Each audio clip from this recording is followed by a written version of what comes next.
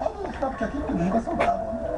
Igazad van, kell egy kis kikapcsolódás. Operatív az aktíból notálja. Fotomodelljünk és szépen lemegyünk a Balatonhoz. Novemberben minden sokkal olcsóbb, és még tömegsíros. Hát tömeg az biztos nem lesz a Balatonnál, Lajos, de nekünk van egy sokkal jobb ötlet. Jöjjenek el november 8-án a Rádiókabaré nyilvános felvételébe, ahol kellemes környezetben, sűrítő szín és világra fagyott sirályok nélkül a legjobb hazai humoristák és a legkiválóbb színészek társaságában tölthetnek el egy szórakoztató estét. A műsort a Szomszédhelyi Produkciós Iroda végezi. Bővebb információ a Rádiókabaré. Azt mondják.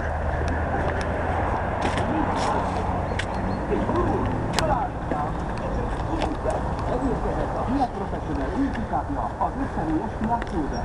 Vízszervészhajtással, terekváltóval és